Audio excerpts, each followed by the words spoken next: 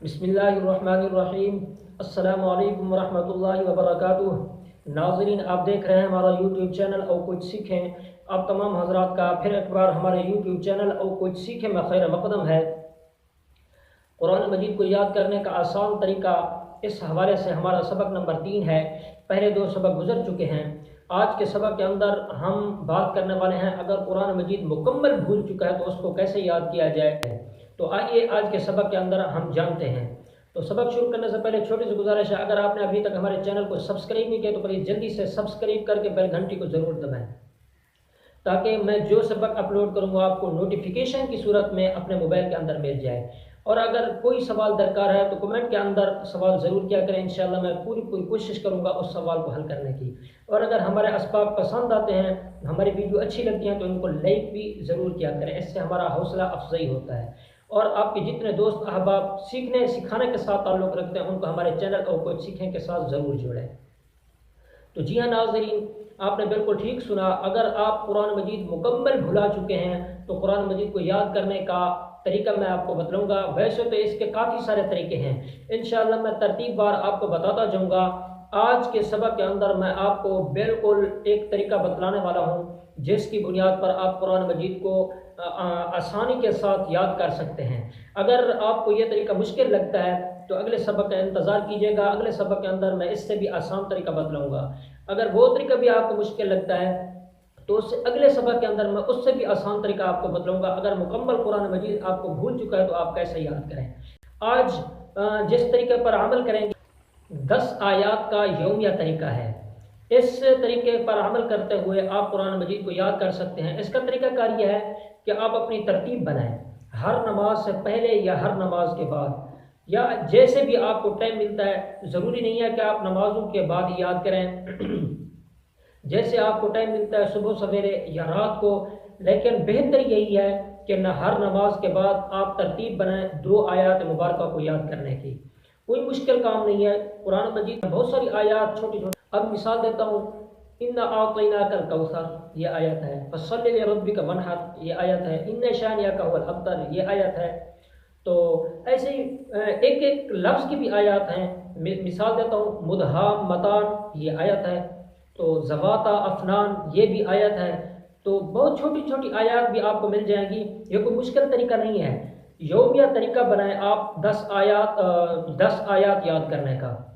या तो एक टाइम के अंदर आप 10 आयत याद कर लें, या तरतीब बनाएं हर नमाज के बाद आप 2 आयत मुबारका याद कर लें। ये कोई मुश्किल नहीं है। अगर हर नमाज के बाद या नमाज से पहले आप 2 आयत मुबारका याद करते हैं तो इससे दिन के अंदर आपको 10 आयत याद हो जाएंगी, जबकि एक हफ्ते के अंदर आपको 70 आयत मुबारका याद हो जाएंगी।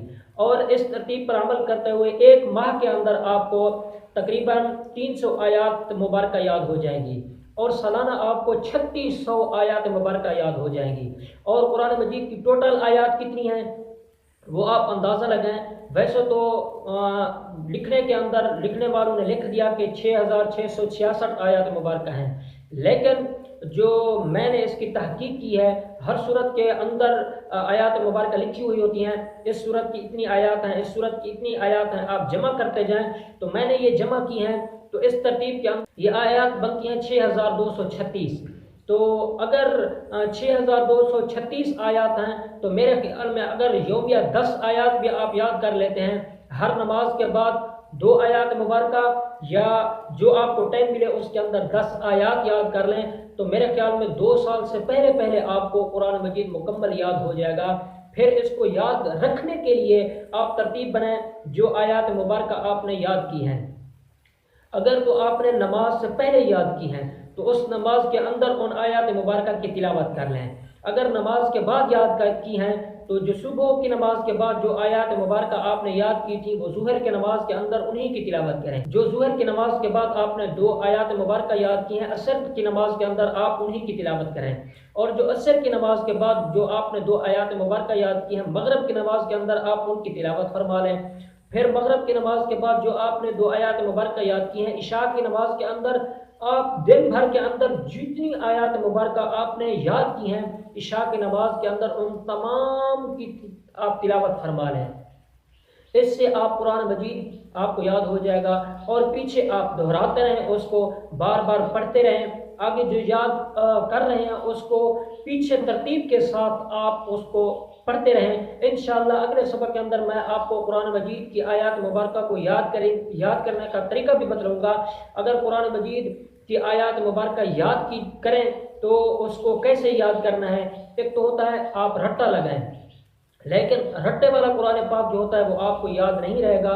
انشاءاللہ میں اگلے سبق کے اندر آپ کو بتلاؤں گا کہ قرآن پاک کی آیات مبارکہ کو کس ترتیب کے ساتھ آپ یاد کریں۔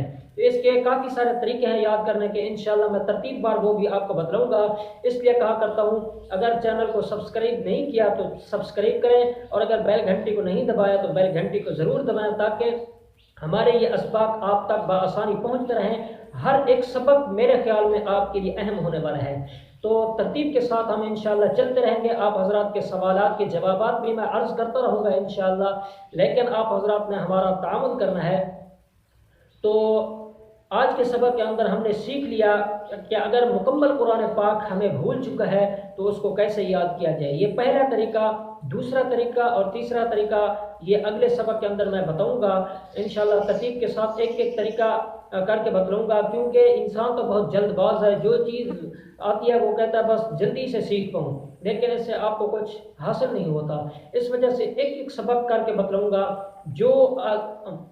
جو سبق آپ کو آسان رہتا ہے، جس سے آپ آسانی سے یاد کر سکتے ہیں، اس طریقے پر عمل کرتے ہوئے۔